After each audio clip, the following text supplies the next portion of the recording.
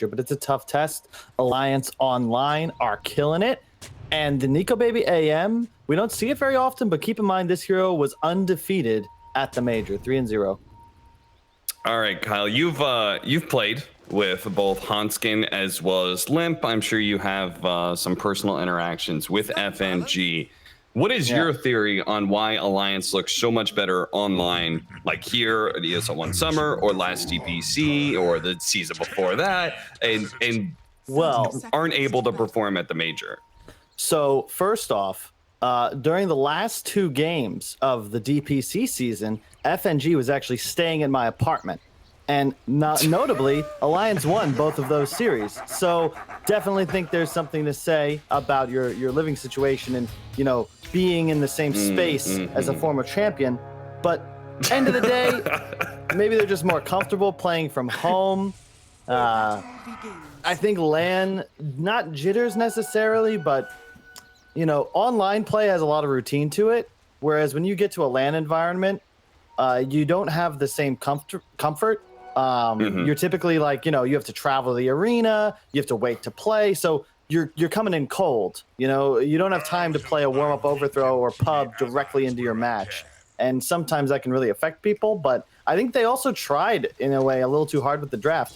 Yesterday, Limp, Tiny, and Magnus. Today, Magnus once again. Just keep giving him these strength style kind of carry / playmaking initiators and just see what happens. And so far it's worked really well for him today, or well, throughout the tournament.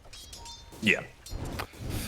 So yeah, top lane, what'd you think of this last pick Axe for Cuckoo? They're gonna have a Grimstroke Axe lane trying to pressure this Animage, but the Animage does have a Winter Wyvern behind it.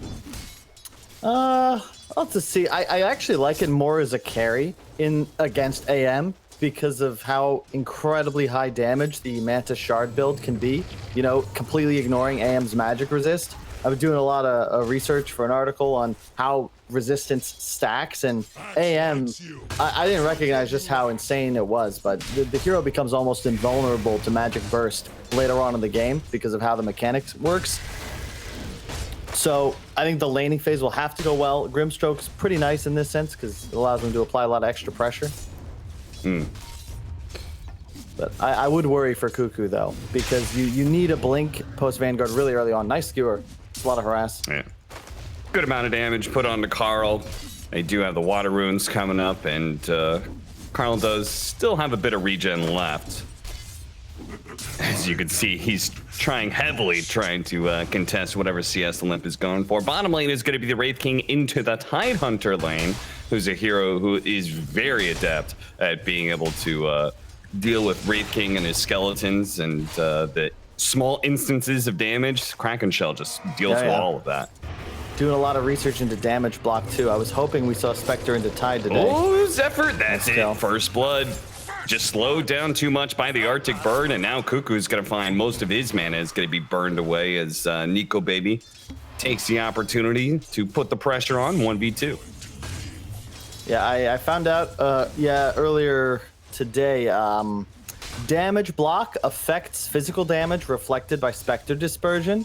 So it's part of the reason I saw at the major a lot of times teams were picking Tide into Spectre. I don't know how much of a role that played into it, but to your point, yeah. Skeleton damage almost completely absorbed and negated by the Kraken Shell, so definitely a solid matchup there. Should be able to defend towers quite easily and force Wraith King maybe into the jungle, but mid lane's kind of the one I want to watch here. I think Carl's Doom, when he's been able to play it, it's looked really strong, and this hero, especially against the 3 Alliance cores, you get to that point where you have Shiva's Refresher, you know, that is game winning. You delete Mag, Tide, AM, even just one of the 3, you're almost certainly going to win a team fight if you get them before they cast any spells. Yeah, the pure damage is a good way of being able to kill the AM if he can get it off on the Animage, right? It's just the danger of the counter spells. So yeah, Carl, both in his performance in lane and throughout the game, is going to be so important for T1's victory or loss. Yep, my 2 favorite heroes against AM are Slardar and Axe for this reason, because you always get the disable. You don't have to worry about counter spell. You know it's guaranteed going to land. And I love this for Nico Baby. The early Orbit Corruption. Again. So good. Yeah. This is This is the way to play AM nowadays, I think. If you're not going Orb of Corrosion, unless you just have a really bad lane matchup, you can't actually win as Anti-Mage, like, just get an Orb of Corrosion, run people down. Supports are free all the time. Cuckoo is going to be forced away, so that pull is probably going to get the entire camp denied. So Cuckoo is not happy with how this lane going. And Tidehunter, he's feeling all right, you know? Like, big difference, I think, between these two off lanes. Cuckoo's getting more CS, but he's having to burn through regen constantly. Listen, is this a kill? Carl? No, he's okay. Then, not quite able to go that deep because he does have 3 levels of Empower in this lane matchup. And not a bad side. Both sides probably going to play a bit more passive. I will say I actually kind of favor T1 into the later portions of this game. We also neglected to mention they do have the Grimstroke Doom combo, so initiation for T1 is going to be key. The one flaw with the Alliance draft is that their initiation really requires like a huge spell to be burnt. Somewhat unrealistic to expect your Lion to get all of your initiation, so either Limp or S4 will have to start off a fight, and it's really low risk for Grimstroke just to throw out a Soulbind. If you catch 2, like, the Doom is going to land, and that's pretty much disaster for Alliance, so expect to see them maybe avoid those, try to play more of a counter initiation / reactionary style, rather than try to find fights themselves. Yeah. I wonder what the spell block interactions are if you are not the one being doomed, but you're soulbound. As is Cuckoo actually dead here? They're gonna take some time, but Nico Baby's having a hard time actually putting damage onto this axe, especially since he's completely out of mana. So he's just kind of running around with his Vanguard, challenging anybody who wants to fight him. Finally, they do get another round of Earth Spike. Still, though, they're gonna have to keep on poking at him from a distance. Otherwise, this madman will kill somebody. As Orb Corrosion a couple times, and there it is. Finally, they get the kill. Cuckoo doesn't really seem to care too much, as he's just chill. Yeah, but Limp already off into the jungle. And the one danger I heard Lacoste mention, I do like the double squishy support style. I think that this is just sort of because we've developed into almost a heal tank meta. You know, look at all the strength heroes in this game. We've got 5 on the core rolls.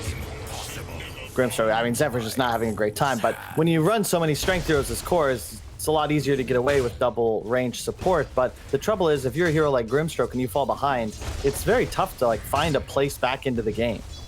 Like, where is he supposed to go? I would say maybe bottom, try and finish a kill on S4. They might not need him. S4 is very far forward with no health. I'm not sure exactly what that plan was, but just kind of gives away his life. We'll have the opportunity to pick up his hood, or at least pretty close to it when he comes back. Yeah. This will be the battle of the Carls, one with a K and one with a C. Only one can reign supreme after the series. Yeah. The between the two offlaners right now, Cuckoo may have died equal amount of times, but he has managed to get a little bit more CS out of lane. It's just these two supports. I feel like Whitemon and Zephyr have performed really well for T1 over the Major, over this ESL 1 summer, but I feel like Ancient Apparition Grimstroke doesn't really have a ton of synergy between the two of them, so they can't like move together. They move together, try and gank mid, but it looked very forced. Yeah, yeah, you kind of said it. There's no real natural synergy. You get like double Cold Feet later in the game, both pretty high magic damage, so the Vortex is quite nice, but they're just good heroes. They're very strong meta heroes. I think AA Wyvern are probably the heroes of the patch, and why I think we need a patch before TI, because otherwise, pretty much the supports in this game, you're just going to see all tournament long, specifically AA Wyvern. The mechanics are too good, and no other heroes in Dota can do what they do. Specifically AA. Like, there's no other method of completely preventing healing and regen. And Cuckoo, I like this. He's going to come swipe the Ancient stack. They're getting a pretty big net worth lead on T1. Yeah, it doesn't look like that way now, but that's a Max Devour and Midas Doom. And Axe is going to finish Ancients and look to start farming them pretty much on respawn. It It's a nice place to be. Wraith King will likely move to the jungle, already has. This is going to grow for them.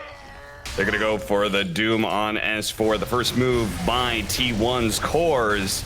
And it is going to be a successful gank. Meanwhile, farther up the river, as we're going to watch Carl die here. They're going to try and chase down Zephyr. Zephyr is going to be pulled back into the shockwave. Pretty easy kill for Alliance as they tried to invade the triangle a little bit while S4 was going down in bottom lane. Yep. Looking for Limp to get involved shortly. He's going the Echo Saber build, so he's playing more of a farming style, but he's the one who's going to have to try and make some moves here. Coming behind Cuckoo. Trying to trap him down, but he's at half health with no mana, so it's, again, really hard for this AM to actually do damage. They're going to catch up to Limp here. The Ice Blast is going to spot him out, but a skewer away will get him out of range, but 23 Savage is there with the stun. RP immediately being used, but he may still burn out. Meanwhile, behind, there's Chaos as they do manage to get the call on to Nico, baby. Can they fear him down? I don't think so. They just do not have the damage, so Carl's just going to run down FNG, it looks like, instead. Ultimately, it's going to be a support for support trade-off, but RP did have to be used to save Limp's life. That's most unfortunate. It's the Max and Power build. I've seen this a couple times from Max who play middle, but it's really difficult to do anything when you go this style. I think he just more than anything wants to buff up Nico, baby, and help him accelerate a bit faster. Cuckoo is just crushing S4. Slowing him down, Battle Hunger. If he gets like 3 spins, he could get a Culling Blade off. Maybe it's just 1 or 2. Enough. He's just below the line. No! He stick and survived. He went up to 258 HP after the stick, and Cuckoo misses the Culling Blade as a result. That was very close. He had dropped to like 220, 230. The stick saved him, as you said. But thing is, check out the net worth. You can see Doom is accelerating. The spins, I swear, whenever Axis needs spins, they just don't get him. He had the window right there, and then the stick came out to save, but he had it earlier as well. Either way, pretty content, I think. T1, they've kept control of their mid tower. The bottom lane, Nico baby's not expecting an Invis Doom. That's just unfair. That's huge. And now he's got a Blink Dagger, so Carl is way ahead of the pack when it comes to net worth, though he's not so far ahead of Cuckoo, who also has his Blink Dagger as well. So mass initiation tools now available for T1. This game is about to get, I think, pretty active, Kyle. Oh yeah, definitely. The thing is, it doesn't really have to be, right? They're gonna eke out a net worth advantage no matter what. And I gotta say, shout out to Carl. I feel like he's just been a rock for this stack. You can say whatever you want about 23 Savage. He gets a lot of love and support. Like, none of the players on this team are not deserving of their slot. But I think Carl and the mid role in general is just so tough to find someone who can be above all else consistent. And Carl's been able to do so in a variety of different styles as well. Like the mid Doom, this is a specialty hero. And when I think of other players, like say Iceberg as an example, who played it in Eastern Europe, he had like 3 or 4 heroes. You're like, okay, he's very good on these. I think Carl's list is closer to 20. Yeah, no, he's certainly been stellar for T1 as they're going to try and go for an advantage in the triangle. They pick up a kill on Onskin, but they're going to run into the Ravage, into the Skewer like pins. They're all going to fall here as Cuckoo is going to be the last one left alive, but he's got nowhere to run to. 3 down from a big move from Alliance. Nicely played by S4, just scooping up right behind him like that with the Ravage. They really needed to get that. Like some manner of finding kills. I don't think T1 should be here, though, to be fair. There's no real objective they're playing for in this side of the map. If you want to make this kind of move, I think mid-tower would be a much better choice.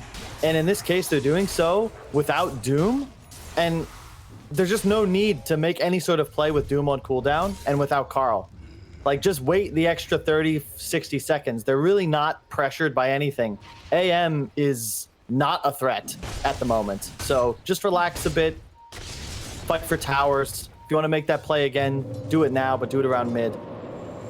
Well, Doom is up and Ravage is down, so we'll see what T1 does. I thought they were going to smoke there for a second, but instead they just show all their heroes here, and it looks like they're just going to rush at the mid tier 1 tower. I don't know, 23 Savage was coming over, but now he's backed off, so maybe somebody said it's a bad idea. Yeah, and just being disruptive. Oh, hang on, as I say, maybe a fight. 23 Savage is going to be picked, and they're going to burn away his mana. He's got 8 stick charges, but he's not going to be able to get it off. Double ultimates will put him down before he gets the chance to save his own life. A really nice smoke from Alliance. You saw 23 Savage, he placed his own ward, now they're going to get the ward too. So, like, the best smoke you can hope for, because you kill Vision and you get the enemy carry.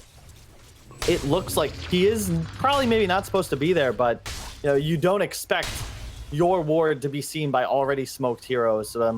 Again, like T1, I really hope that they just make a move for this mid tower, though.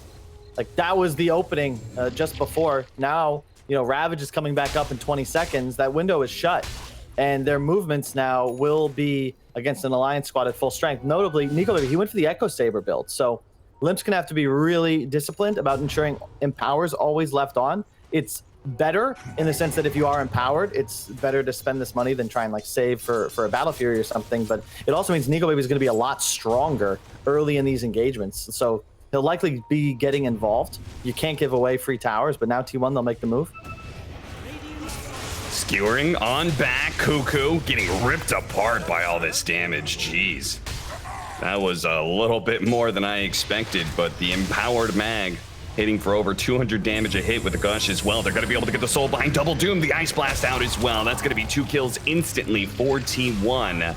Now the other two, Limp and FNG, were able to get back here. So they may still have a chance to defend this tower if T1 try and pressure it.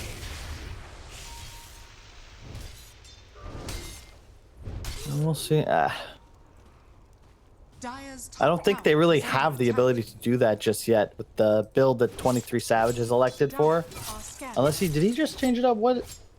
Oh, he went for Blink straight away. Just kidding. So he had Radiance queued up for a while, but he just straight up purchases a Blink Dagger. I think this is the right move because it'll allow them to capitalize on the pretty big team fight edge they have at the moment. And if you try to go, I don't know, Radiance in this game, like, what would be its purpose, right? Yeah. Farm a bit faster, sure, but it's not as if you win for guaranteed into the hyper late game. In fact, I think that their timing is going to be a bit limited, specifically around Karl's Doom and his item progression. Like, the BKB is insane. He'll be able to go in, Doom anybody he chooses, likely the Mag or the Tide, and theoretically Savage then can get onto a backline support. They really want to find the Wyvern, which I think any game you see the hero, you're going to hear the casters say, because it's just necessary. This guy is a game winner, especially when played by FNG. Yeah, FNG's had a lot of experience in these kind of saving 5 positions. They do have a BKB now up for the Doom. Cuckoo's going to TP in here, but actually cancels it as they backed away. Alliance backed away, so he's just like, okay, I'm just going to push out mid, try and force them to rotate over. T1 kind of setting up here, are going to be able to go for S4. Now, S4 does have the silence on. The Ice Blast is coming in as well. Limp, no! He missed the RP! He didn't get off the blink beforehand. S4 is going to be burned out here. What happened to Limp? The Scorched Earth, I think. Oh, yeah, I think you're right. That is so annoying. We'll watch that one again. As you could see, Limp was setting up to be able to hit the RP, and then all of a sudden, boop. Yeah, it's a deceptive AoE. Wait, was it? Was it the Scorched Earth? Did it hit him all the way over there? Or did he just miss Blink? I think he just missed Blink. Huh. Check it out after the fact. Can't believe AM. Plus 8 armor talent, level 15. There it is, that's so good.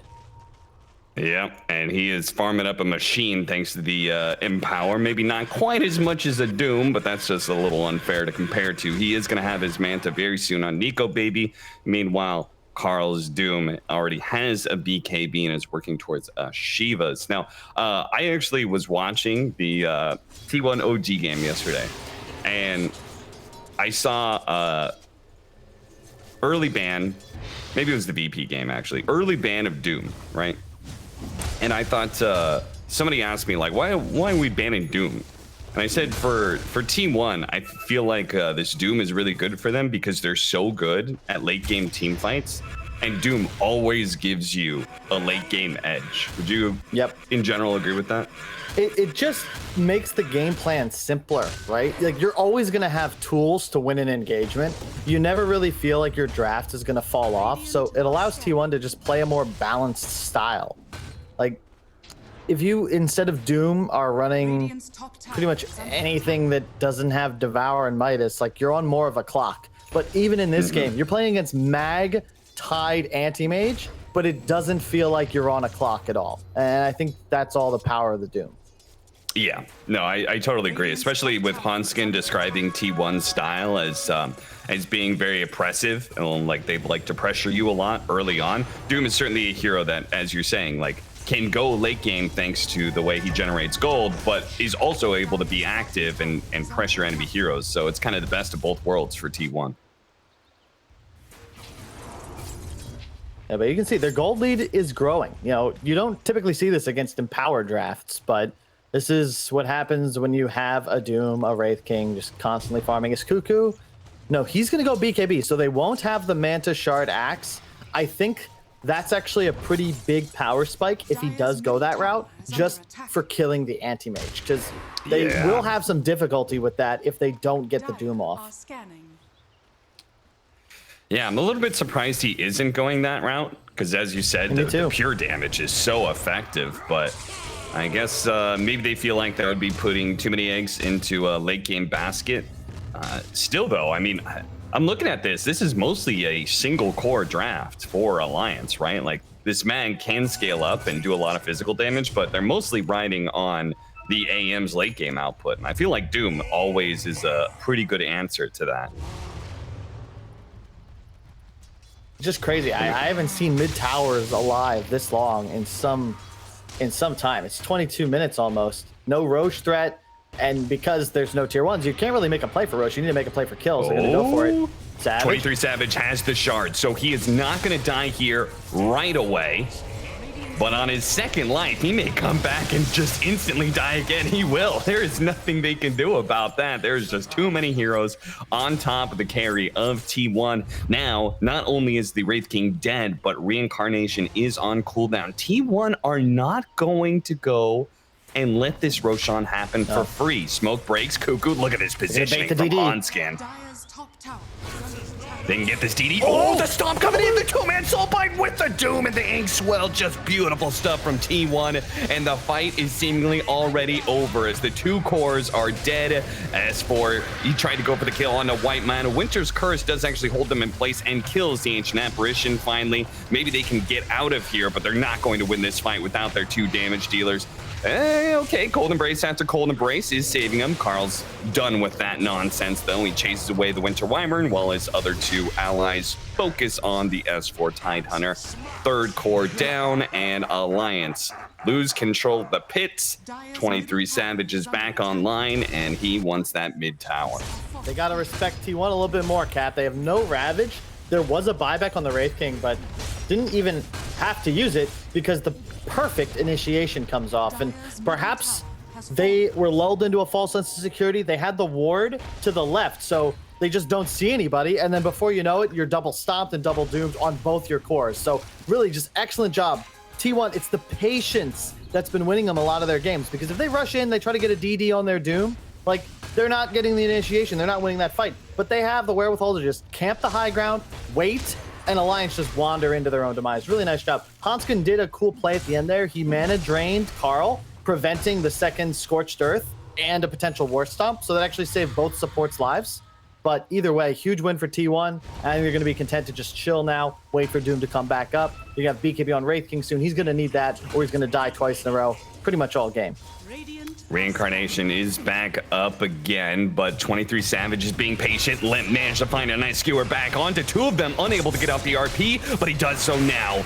That is going to be both of them dying. Oh, Cuckoo does manage to get off his BKB with the call with Angstwell as well. The double soulbind, the silence stacking up, and they are both dead. Now FNG chased down by Carl as well. Once again, Team 1 just responding to Alliance and out-initiating them. I thought this time around a nice 2-man RP, but damn, Cuckoo survives through just long enough to get off his BKB, and now he's going to be able to catch 23 Savage as well. The stun follow-up, the silence put onto him, that is going to potentially be a team wipe as long as they've got enough stuns, and they do. All right. Yeah, hit him with the tips too. I like it. What in the hell is Nico Baby doing back there? Either way, that is a team wipe.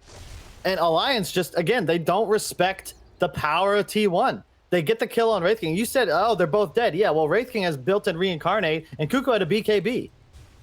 Like, he has 3,000 health. There's no way that these are the right RP targets, and Alliance, like, they just don't have sustained damage in teamfights right now because their AM is not farmed. Like, he's equal with a Wraith King, and he's had Empower all game. Like, that is nowhere near enough gold to try and carry this out. 12k gold lead, and look at the build. Like Carl, he's got Refresher. He's halfway there almost. Man, they used the Finger of Death on the right target too to try and blow up Cuckoo fast enough, and it still wasn't enough. This man is so tanky, Jesus.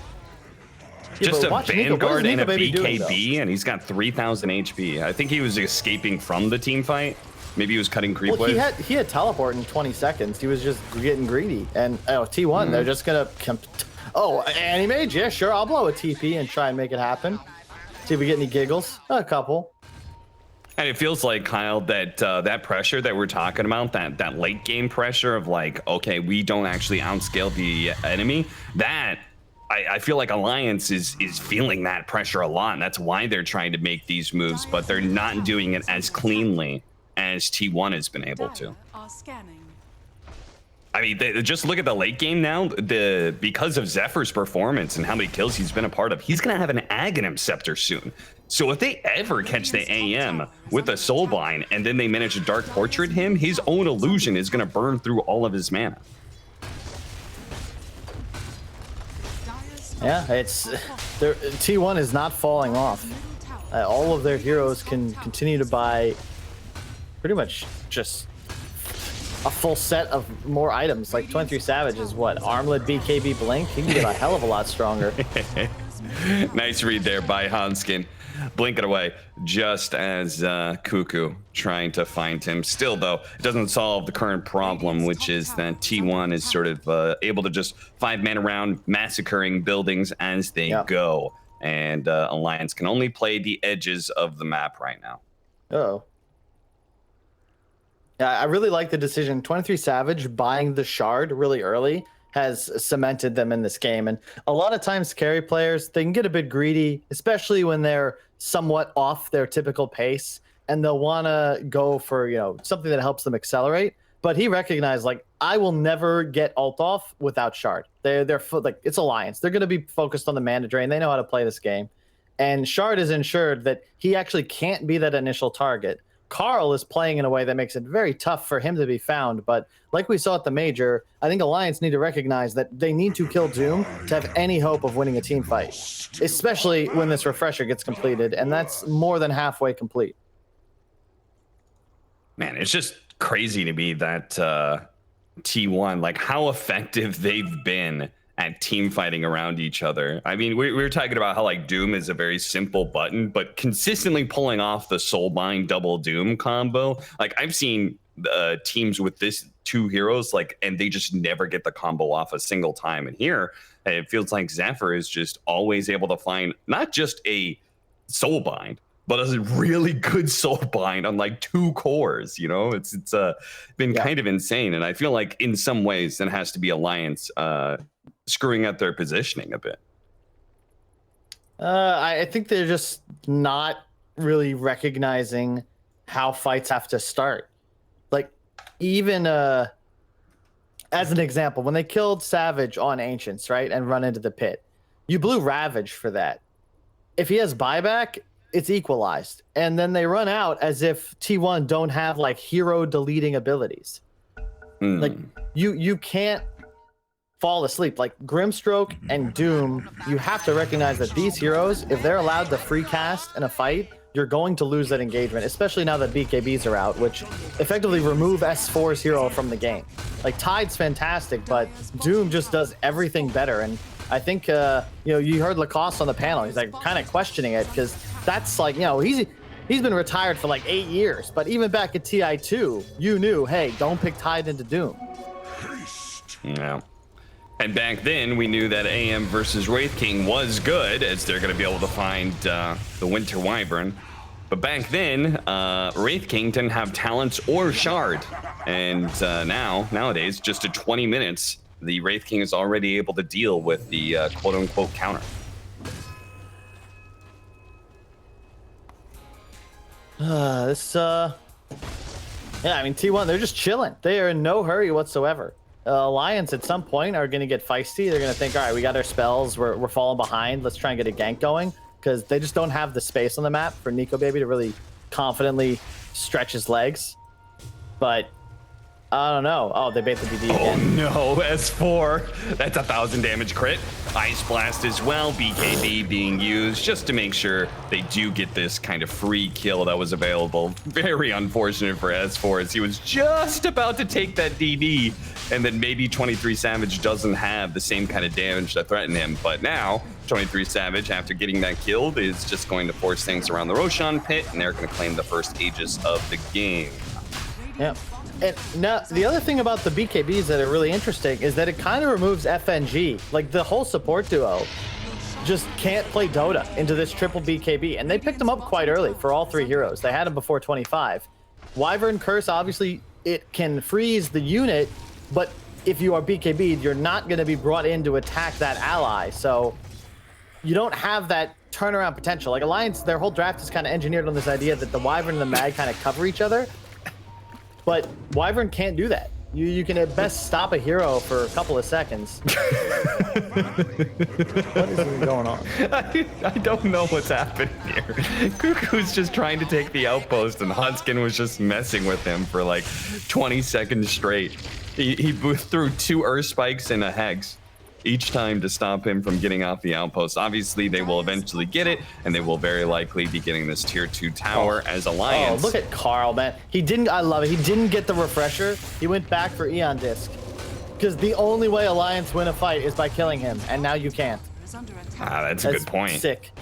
Like, refresher wasn't needed, right? You already have double Doom thanks to your Grimstroke. If you survive and cast R, you will win the fight for your team. Oh, it's here, Kyle. Oh, God, the Ags, too. The Aghanim Scepter, Dark Portrait against an Animage. Oh, God. And Cuckoo, he'll have a Manta soon. Like, they're just so strong. Like, every item they're buying is massive damage increase. And the only person on Alliance whose net worth is even slowly increasing is their AM. And there's just not enough damage on him, Cap. Now an AC, that's a 10 armor switcheroo.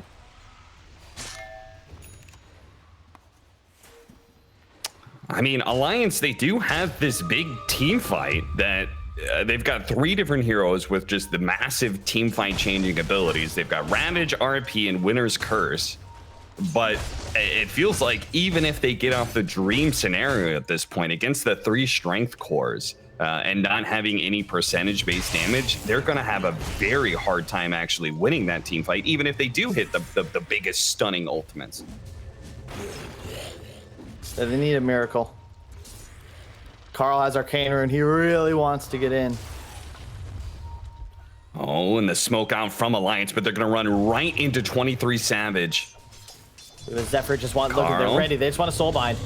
They're gonna jump him right after they the got skewer. Immediately the Soulbind and the double tomb. It just keeps happening. They're so good at it. They They're don't so even need perfect at these combinations. And now they're gonna be able to get the call onto FNG as well. So Winner's Curse already thrown out, but it doesn't do anything. Grimstroke actually using his invis. There goes the Dark Portrait. He's silenced up. He's Inkswelled, and now he's gonna be called as well. Oh my God! They didn't even need the Doom, and it showed. They just swamped Alliance with straight up Soulbind and beautiful Blink initiations. Just absolutely perfect stuff from T1.